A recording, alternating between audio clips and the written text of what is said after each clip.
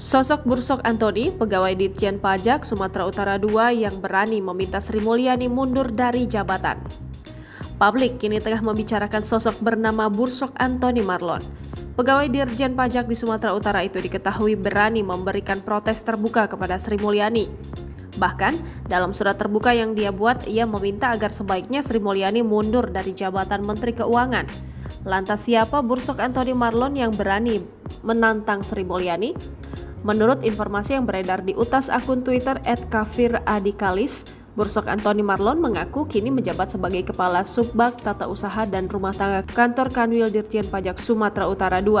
Sebelum menjabat di posisi tersebut, berdasarkan catatan LHKPN, Bursok sebelumnya pernah menjabat Kepala Seksi Bimbingan Pendataan, Penilaian, dan Pengenaan Direktorat Jenderal Pajak Kanwil DJP Sumatera I dan juga peran menjabat di Kanwil Dirjen Pajak dan di KPP Pratama Binjai. Bursok Antoni Marlon membuat heboh saat meminta Menteri Keuangan Sri Mulyani untuk mundur setelah kasus Rafael Alun Trisambodo terkuak. Bursok yang merupakan Kasubbag Tata Usaha dan Rumah Tangga Kanwil DJP Sumut II ternyata tak mempunyai harta berlimpah.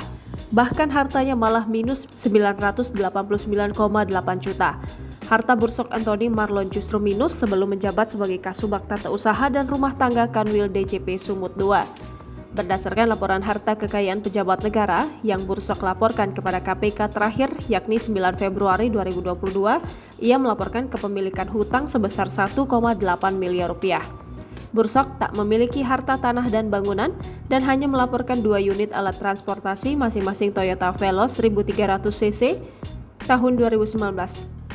Senilai 250 juta rupiah hasil sendiri dan Toyota Avanza G1300 cc tahun 2019 senilai 225 juta rupiah hasil sendiri.